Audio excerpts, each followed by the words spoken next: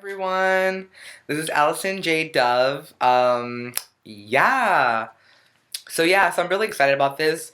This is my first vlog. Today's lesson is going to be how my pride has shaped me. The opportunity of finally expressing myself, through a different persona that I have, which is Allison J. Dove, is really interesting. It's a thing that I like a lot.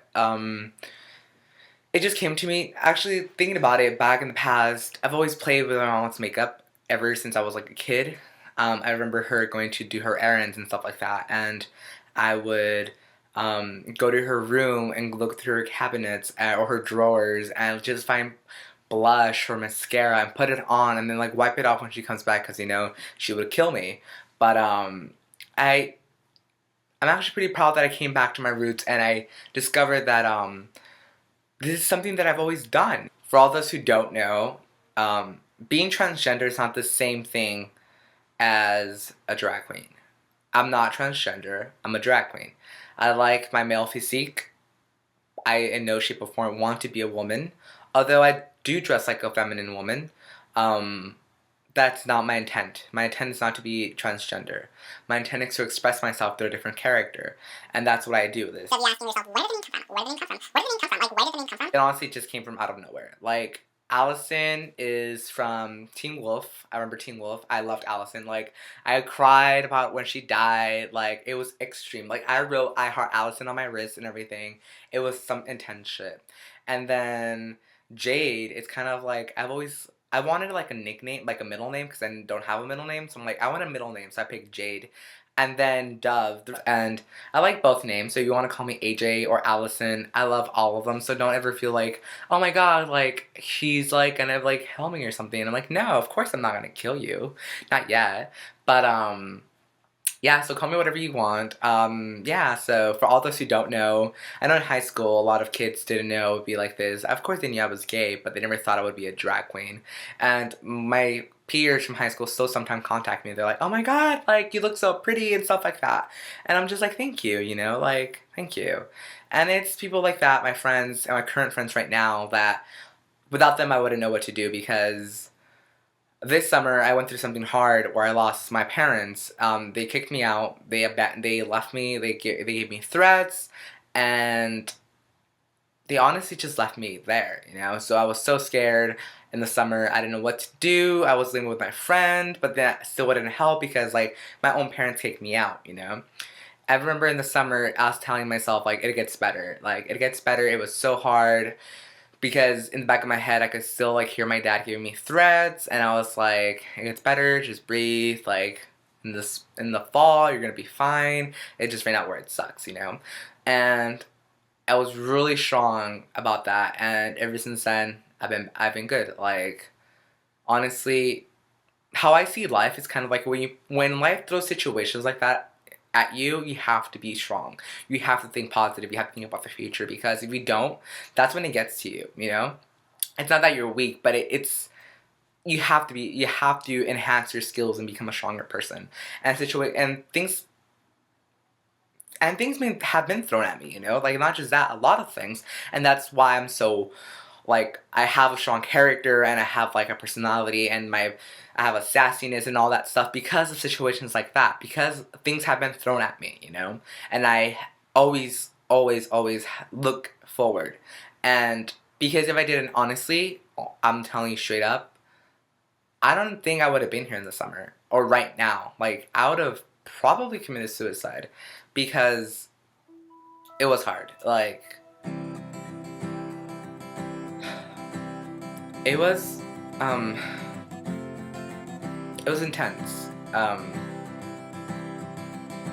It was something that I wasn't expecting to happen, and sorry, I'm being a little bitch. I just never expected my own mom to like, to be kind of like. See, I was expecting it from my dad, but I never really saw it from my parents, from my mom, because we always went like makeup shopping and stuff like that, and I don't know if she didn't know that it would be weird that her like 17-year-old boy would like go shopping with her, but that's what I did. And having her giving me like all this crap in the summer was honestly a hard thing in my life. And they tried contacting me and stuff like that, but I'm not ready to go back in there, and especially if they're not going to be there to support me, you know. And I mean, it does suck not having my biological family there for me, but I have new friends. I have my new family. I have accepted that. And for example, when I apply for positions or for my medical insurance or anything like that, it says in case of emergency, who do you want to call or who do we contact? And I don't have my biological parents or anybody from my biological family. I have my friends. I have my friends there for me because I know they'll be there for me, and I'm there for them. So that's something that I like, you know. And it's different, you know, for those who are in that situation, or who are from that like orientation, who are transgender, or who are gay, bi, or whatever you are.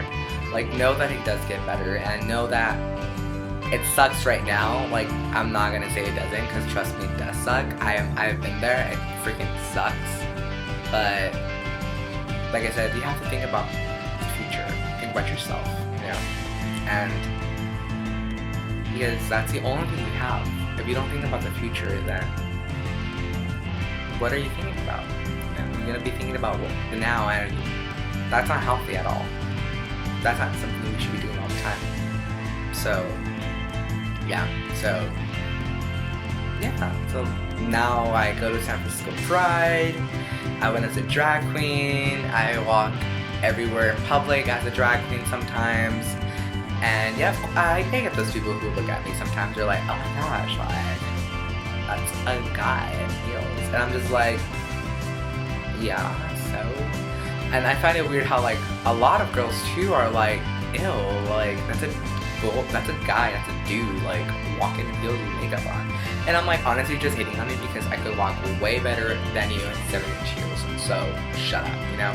So I like the attention. My friends always ask me, does it bother you and stuff like that. I'm like, no, of course not. I love the attention. Like, whatever it is, my motto is like, any type of criticism is good criticism. So yeah, that's it. That's how much my sexual orientation has helped me become a stronger person, a stronger individual.